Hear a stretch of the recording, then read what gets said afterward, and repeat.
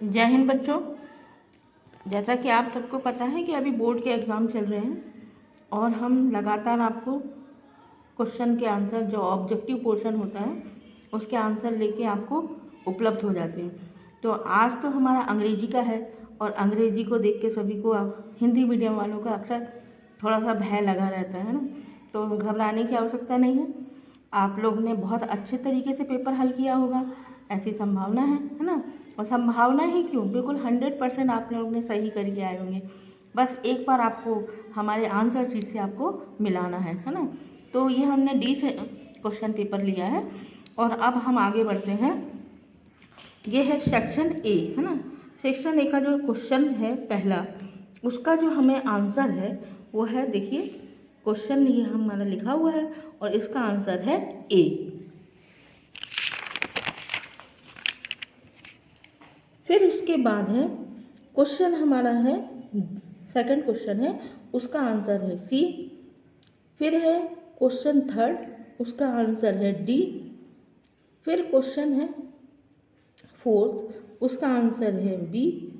और फिर है क्वेश्चन 5, उसका आंसर भी बी है। ठीक है ना। उसके बाद हम चलते हैं क्वेश्चन नंबर 2 में। देखिए क्वेश्चन नंबर ये सेकंड है ना, सेकंड है। इसका हमको इनके क्वेश्चन देखना है। तो इसका जो पहला क्वेश्चन है उसका जो आंसर है वो है बी।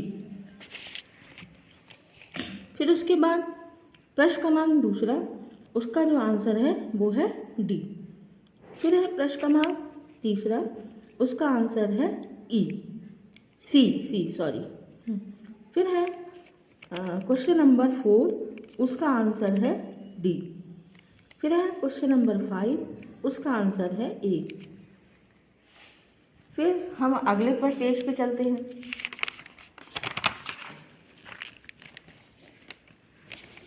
सेक्शन सी में आ गए हैं, सेक्शन सी में, है ना। तो इसमें आपको खाली स्थान भरना है, फिल इन द ब्लैंक्स, है ना। तो प्रश्न क्रमांक ये 7 है और प्रश्न पहले का आंसर है ए। फिर है प्रश्न क्रमांक दूसरा, जिसका आंसर है सी।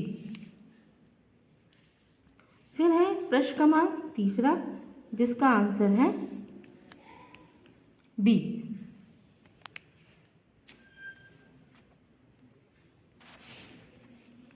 फिर है क्वेश्चन नंबर 7 में हम देखेंगे प्रश्न क्रमांक पहला, फर्स्ट है ना, उसका है ए।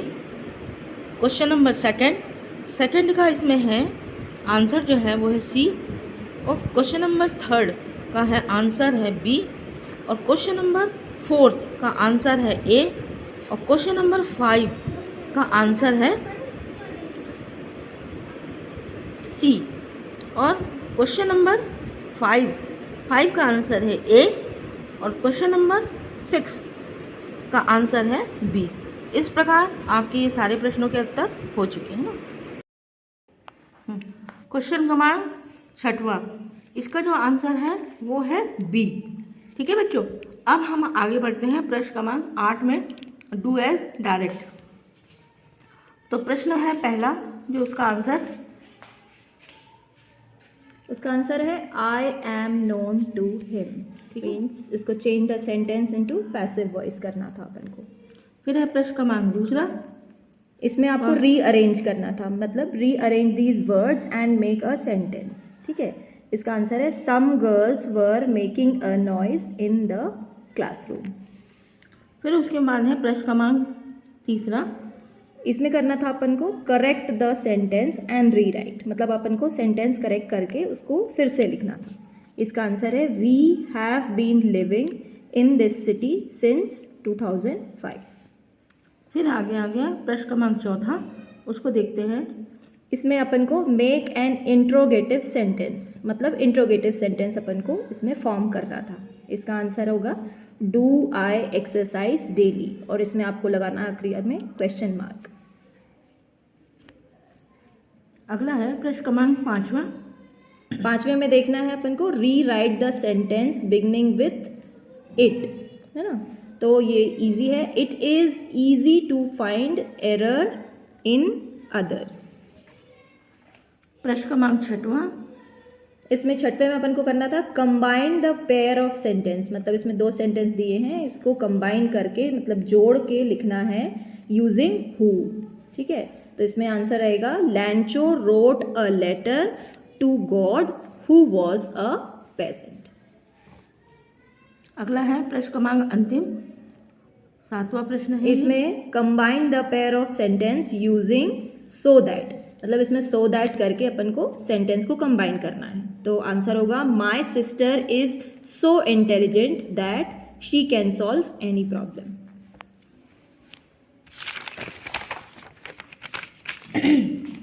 अब आ गए हम सेक्शन डी में, है ना।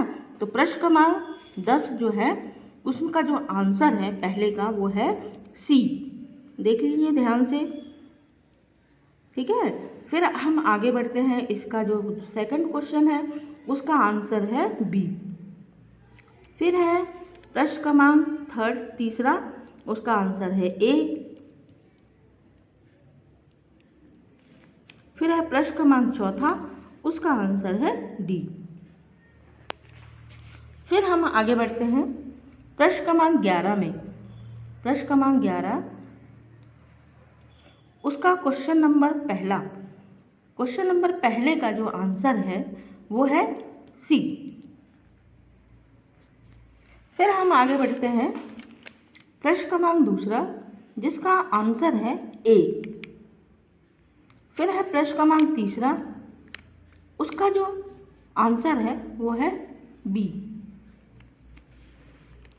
फिर है क्वेश्चन बी का ये क्वेश्चन है। आगे बढ़ते हैं हम क्वेश्चन पहला, है ना।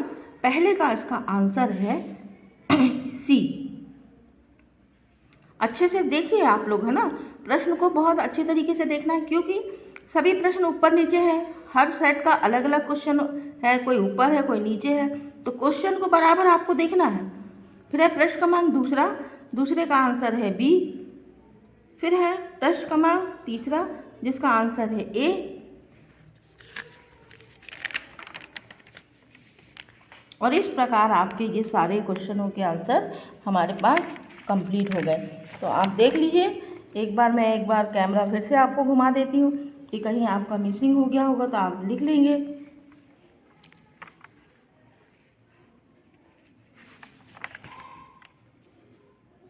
इसके ऊपर थोड़ी देर रख देते हैं ना।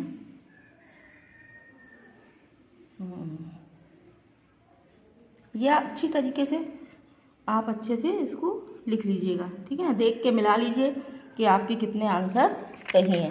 अब आपका जो क्वेश्चन अगला जो प्रश्न पत्र है वो है 22 तारीख को, विज्ञान का पेपर है। तो मिलेंगे बच्चे हम आपसे विज्ञान के पेपर में। जय हिंद, जय भारत।